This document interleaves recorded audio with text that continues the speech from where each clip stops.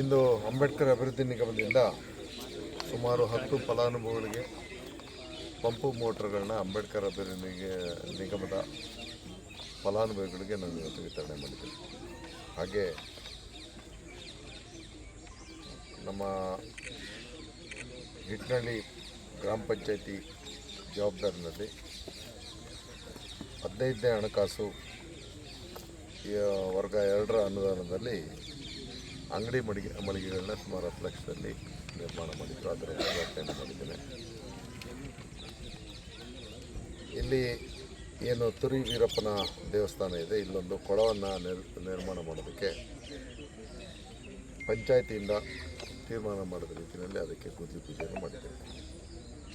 ಇನ್ನೊಂದು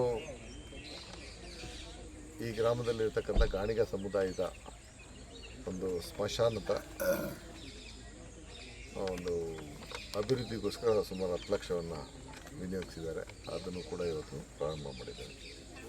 ಹಾಗೆ ಸರ್ಕಾರಿ ಹಿರಿಯ ಪ್ರಾಥಮಿಕ ಶಾಲೆ ಹಿಟ್ನಳ್ಳಿ ಕೊಪ್ಪಳದಲ್ಲಿ ಸುಮಾರು ಒಂದು 6.25 ಲಕ್ಷದ ಒಂದು ಅಡುಗೆ ಮನೆಯನ್ನು ಇವತ್ತು ನಿರ್ಮಾಣ ಮಾಡಿದ್ದೀವಿ. ಅದನ್ನು ಉದ್ಘಾಟನೆ ಮಾಡಿ ಈ ಹಿಟ್ನಳ್ಳಿ ಕೊಪ್ಪಳ ಅಂದರೆ ಮಾರಮ್ಮನ ಕೊಳದ ಕಲ್ಯಾಣಿ ಅದು ತುಂಬ ಅದ್ಭುತವಾಗಿ ಬಂದಿದೆ. ಅದನ್ನು ಕೂಡ ಇವತ್ತು ವಿದ್ಯುಕ್ತವಾಗಿ ಉದ್ಘಾಟನೆ ಮಾಡಿದ್ದೇನೆ.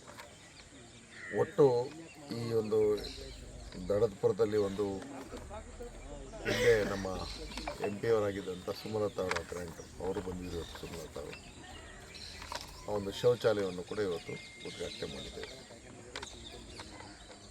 ಸುಮಾರು 1 ಕೋಟಿ ರೂಪಾಯಿನ ಅನುದಾನದ ವಿವಿಧ ಕಾಮಗಾರಿಗಳ ಉದ್ಘಾಟನೆ ಶಂಕುಸ್ಥಾಪನೆಯನ್ನು ಇವತ್ತು ನಾನು ನೆರವೇರಿಸಿದ್ದೇನೆ.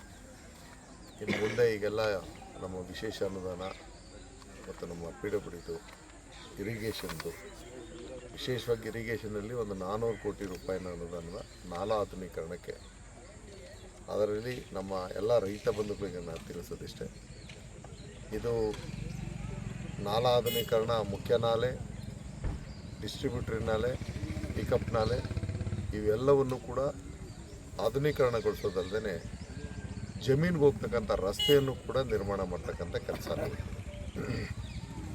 ಈ ಕಾರಣದಿಂದಾಗಿ ಕೊನೆ ಭಾಗಕ್ಕೆ ನೀರು ತಲುಪಲ್ಲ ಅನ್ನೋಂಥ ಸಮಸ್ಯೆಯನ್ನು ಶಾಶ್ವತವಾಗಿ ಬಗೆಹರಿಸ್ತಕ್ಕಂಥ ಮಳವಳ್ಳಿ ತಾಲೂಕಿನ ರೈತರಿಗೆ ಅನುಕೂಲ ಆಗ್ತಕ್ಕಂಥ ಕೆಲಸವನ್ನು ಈಗ ಮಾಡ್ತಾಯಿದ್ದೀವಿ. ಪ್ರಮುಖವಾಗಿ ಈ ಬಾರಿ ನಮ್ಮ ರೈತರು ಇದಕ್ಕೆ ಸಹಕಾರವನ್ನು ನೀಡಬೇಕು. ಜಾನುವಾರುಗಳಿಗೆ ಕುಡಿಯೋ ನೀರಿಗೆ ತೊಂದರೆ ಆಗದ ರೀತಿಯಲ್ಲಿ, ಯಾಕಂದರೆ ಕನ್ನಂಬಾಡಿನಲ್ಲಿ ನೀರಿದೆ, ಈ ಬಾರಿ ನಾಲೆದಲ್ಲಿ ನಾವು ನೀರು ಕೊಟ್ಟು ವ್ಯವಸಾಯಕ್ಕೆ ಅನುಕೂಲ ಮಾಡಿಕೊಟ್ರೆ ಈ ನಾಲಾ ಆಧುನೀಕರಣ ಮಾಡಲಿಕ್ಕಾಗಲ್ಲ.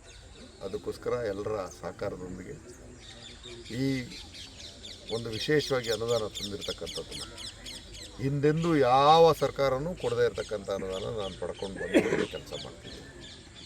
ಬರೀ ನಾಲಾ ಆಧುನೀಕರಣ ಒಂದೇ ಬರೀ 400 ಕೋಟಿಯನ್ನು ಯಾವತ್ತೂ ಎಲ್ಲೂ ಬಂದಿರೋಕ್ಕೆ ಸಾಧ್ಯ ಇಲ್ಲ. ಅದನ್ನು ಮಾಡ್ತಾ ಇರ್ಬೇಕಾದ್ರೆ ಇದರ ಪ್ರಯೋಜನವನ್ನು ನಮ್ಮ ರೈತ ಬಂಧುಗಳು ಪಡ್ಕೋಬೇಕು ಅನ್ನೋದು ನನ್ನ ಮನವಿ. ಆ ಮುಖಾಂತರ ಭವಿಷ್ಯತ್ನಲ್ಲಿ 2 ಬೆಳೆಯನ್ನು ನಿರಾತಂಕವಾಗಿ ನಾವು ಬೆಳೆಯೋದಕ್ಕೆ ರೈತರಿಗೆ ಅನುಕೂಲ ಆಗುತ್ತೆ ಅನ್ನೋದನ್ನು ಮನವರಿಕೆ ಮಾಡ್ತಾ, ಈ ವಿಚಾರದಲ್ಲಿ ಯಾರು ಗೊಂದಲ ಮಾಡ್ಕೊಳ್ಳೋದು ಬೇಡ, ಸಹಕಾರ ನೀಡಿ ಅನ್ನೋಂಥ ಮಾತನ್ನು ಹೇಳಿ ಈ ಒಂದು ಮಾಧ್ಯಮದ ಮುಖಾಂತರ ಕೂಡ ಇದರ ಬಗ್ಗೆ ಜನರಿಗೆ ತಿಳುವಳಿಕೆಯನ್ನು ನೀಡಿ ಅಂತ ಮನವಿಯನ್ನು ಮಾಡ್ತೀನಿ.